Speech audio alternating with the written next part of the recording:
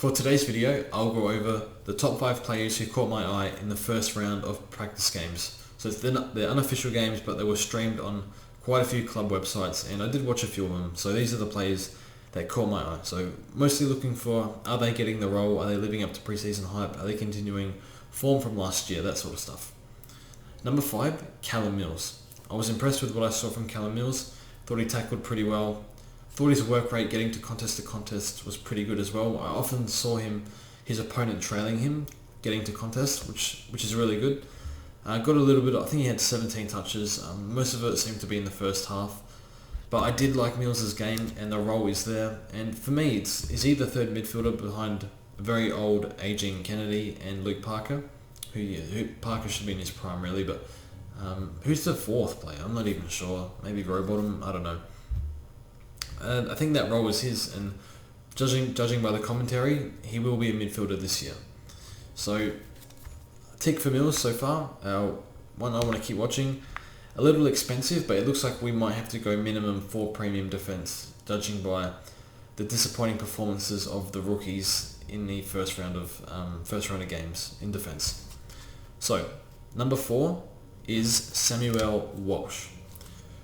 I didn't think his game was like phenomenal or standout or anything like that. It's more or less the amount of centre bounces he attended was a lot, and just watching him, I spoke with Nightmare about this in I think this was post the interview I did with him. But Sam Walsh's work rate, his endurance can be likened to Whitfield and Josh Kelly, which they're off the charts endurance, and I saw that on display in the game that Callum played in, where. I forgot who they played, doesn't matter. But he was literally everywhere, Sam Walsh. He just got the pill wherever, on the wing, in the midfield, up forward. He just kept getting to the ball. So, always on the screen. I watched the second half of that game, and yeah, Walsh was everywhere. So I'm thinking, can he continue that form? It does look like it.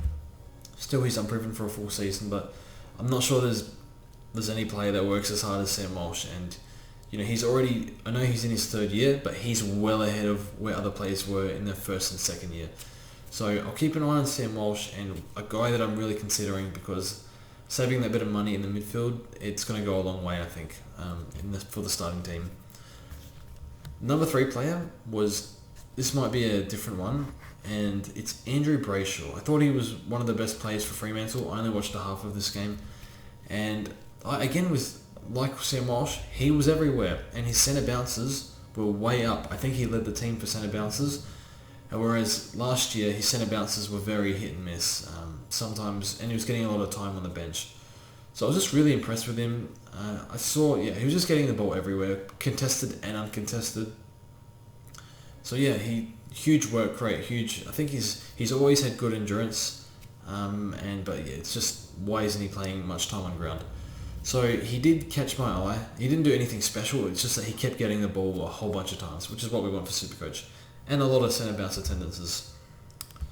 Tick for Andrew Bradshaw. I don't think I will pick him in Supercoach. It seems a little high risk, but he is in my fantasy team right now. But I want to see him again. The next player I have is the Australian version of Cristiano Ronaldo, Christian Petrarca. He's a specimen, Christian Petrarca, and I was watching him play. He was everywhere as well. I think he had nearly 30 touches, and a 30-touch game for Petrarca that's a 150 plus easily. High impact per possession player. One of in my opinion, the best contested ball winner in the league. If he played as much mid-minutes as Oliver, he would be.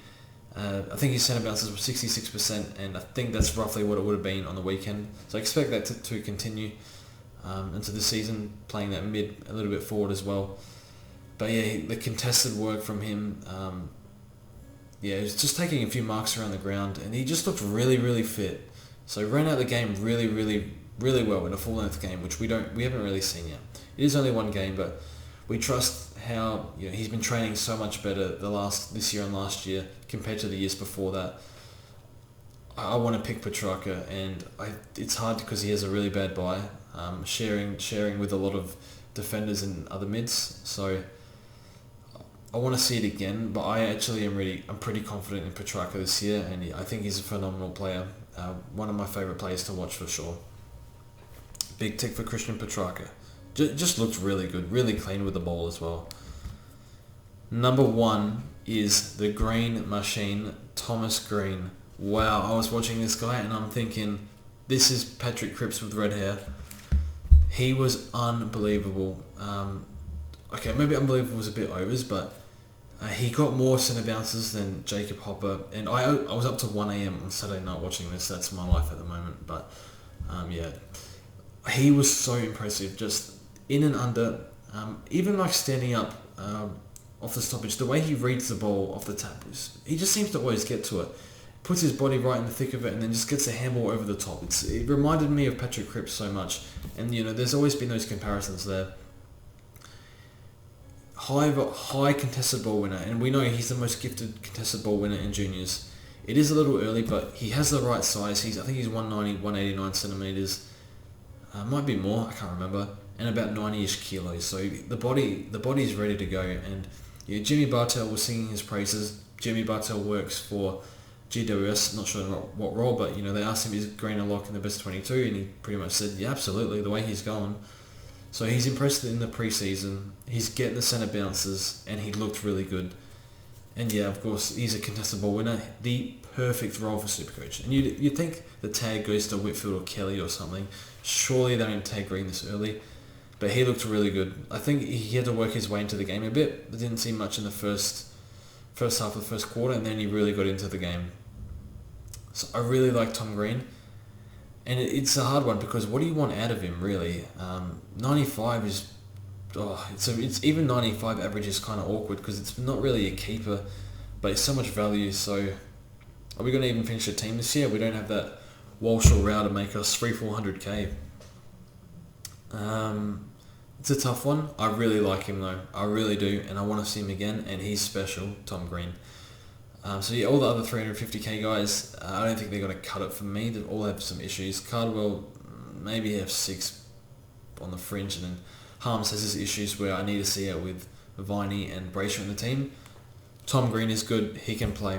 Really amazing stoppage player, and he was winning the ball around the ground as well. So I want to see it again, but yeah. So thanks for watching the video. In order, it's Green, Petrarca, Bradshaw, Walsh, and Mills. I think I got Walsh and Bradshaw mixed up, can't remember. But anyway, thanks for watching the video, and definitely going to keep an eye out in the Amy series, which I think starts Thursday, so can't wait.